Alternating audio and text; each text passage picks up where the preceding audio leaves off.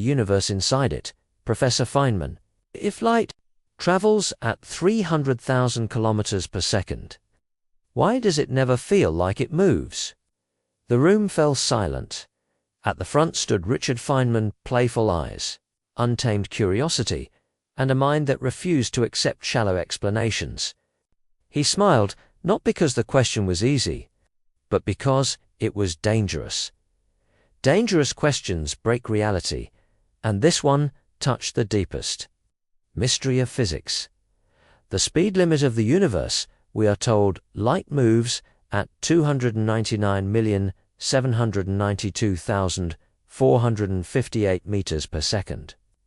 That number is sacred in physics. It is not just fast, it is the fastest anything can go. According to Albert Einstein and his theory of special relativity, nothing with mass can reach that speed. As an object approaches the speed of light, time slows down, length shrinks. Mass increases, energy skyrockets. But here's the twist: light itself does not experience these changes, because from light's perspective, time does not pass at all. What does a photon experience? Feynman leaned against his desk and asked the class something unexpected. What would the world look like if you were riding on a beam of light? The students began imagining racing past stars, crossing galaxies in seconds, seeing the universe stretch into strange shapes. But then Feynman shook his head. You cannot ride on a beam of light, because relativity breaks down at light speed. If you travel at 99% of light speed, time slows dramatically. At 99.9999%, time slows even more. Push closer and closer. Time nearly stops. And at exactly light speed, time equals zero. No ticking. No seconds. No duration. For a photon, the moment it is emitted and the moment it is absorbed happen in the same instant. From our perspective, sunlight takes about 8 minutes to reach Earth. From the sun's perspective, it shines continuously. From the photon's perspective, there is no journey. Emission and absorption are the same event. Light does not move through time. The mind-bending truth, the class stared. If light experiences no time, then it does not travel the way we think. It moves through space. Yes, but without experiencing time passing to us, light crosses space to itself. There is no before and after. This is what Feynman meant when he hinted that light does not move. In the way ordinary objects move, movement requires time. Light has no time. The deeper layer, spacetime geometry, Einstein showed that space and time are not separate. They are woven together into a spatial. When an object moves through spacetime, its motion splits between space and time. A stationary object moves entirely through time. A moving object shifts some of that motion into space. A light-speed object moves entirely through space and not at all through time. It's like everything moves through space-time at the same total rate. For us, most of our motion is through time. For light, all of its motion is through space, which is why it experiences no time. Why nothing can catch light. Feynman loved explaining why the speed of light is not just a speed, it is a property of reality itself. If you shine a flashlight while running, the beam does not go speed of light plus your speed. It still goes exactly at light speed, no matter how fast you move. This baffled scientists before Einstein. It led to experiments like the famous Albert A. Michelson and Edward W. Morley experiment, which proved light speed is constant. This constancy forced physics to rewrite the rules of time and space, not light changing. Time changing, space changing, reality bending. So does light actually move? From our human frame of reference, yes, we measure it crossing distances. we calculate how long it takes. We see stars from millions of years ago, but from the photon's frame, there is no frame. Relativity equations show that a valid reference frame cannot exist at light speed, so asking what light experiences is mathematically undefined. And that's where Feynman would grin and say, nature does not care about your common sense. The illusion of motion here's the strange idea Feynman hinted at. Light connects to events in space-time directly. It is the thread stitching the universe together. From emission to absorption, it is a single space-time connection. The movement we observe is just how our slower, time-bound perspective interprets that connection. In a deeper sense, light is not traveling through time like we do.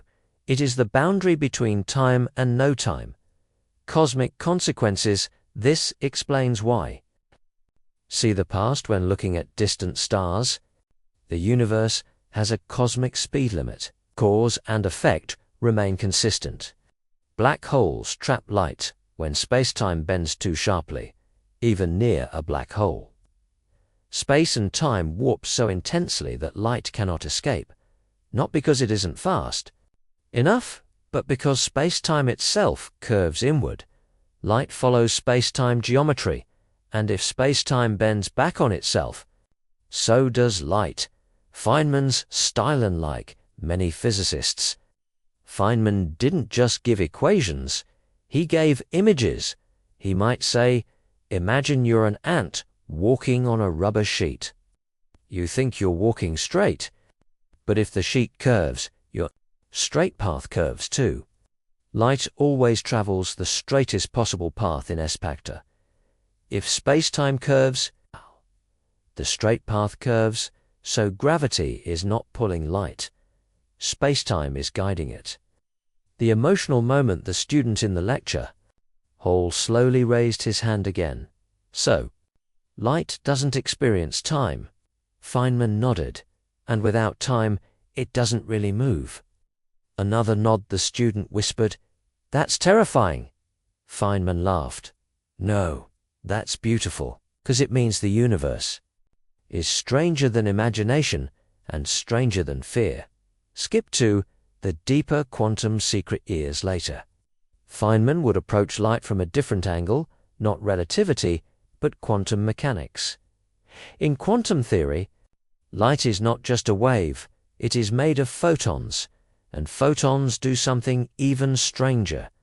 They do not travel in one path, they travel in all possible paths simultaneously. The path integral mystery Feynman developed what is called the path integral formulation of quantum mechanics. In this picture, a photon going from point A to point B does not choose a single route.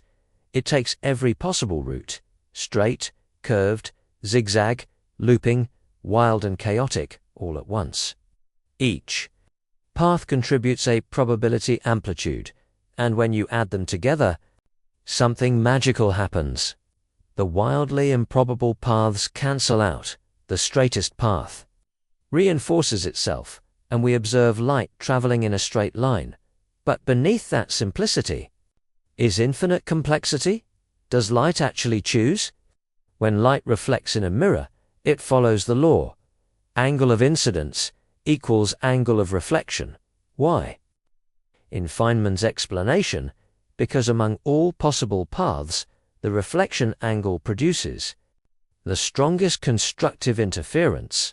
Light does not decide. It obeys probability mathematics. Nature computes everything, effortlessly, wave or particle. In experiments like the double-slit experiment, light behaves as both wave and particle. Even a single photon interferes with itself, which means it somehow explores multiple realities until observed. This leads to one of the deepest mysteries in physics. Does observation affect reality? Feynman famously said, "I think I can safely say that nobody understands quantum mechanics." Yet he could describe it better than anyone. Combining relativity and quantum theory, relativity tells us light experiences no time. Quantum mechanics tells us light explores all paths put together. This suggests something astonishing. If a photon experiences no time, then from its perspective, all possible paths between emission and absorption coexist instantly. No duration, no waiting, just connection. The universe appears slow and sequential to us, but at the level of light, it may be instantaneous geometry. Light as the universe's messenger every time you see a star, a face, a color, a screen glowing, you are interacting with photons. Light is the messenger of reality. Without it, the universe would be invisible. But the messenger itself does not age, does not tick, does not experience. It exists only in relation between events. What about black holes? Near a black hole, spacetime curves so sharply that even light cannot escape. The famous equations from Einstein predict this behavior, and scientists later confirmed black holes through observations, including images from the Event Horizon Telescope. Light orbits, light bends, light redshifts. But from the photon's non-time perspective, still no duration, still no journey, only connection. The final insights are when we say light does not move. We do not mean it is stationary. We mean its movement is unlike anything else in existence. It does not move through time. It defines time's structure. It does not obey space. It reveals space's curvature. It does not experience reality. It creates the possibility of experience. Feynman's imaginary closing words, Feynman looking at the night sky. He might say, "Those stars you see. The light left millions of years ago, but for the photon, it just arrived." And then he'd grin. The universe is not only stranger than we imagine, it's stranger than we can imagine. Light does not move the way we move. It is the boundary, the limit, the silent thread connecting every event in spacetime, and perhaps the closest thing we have to touching eternity.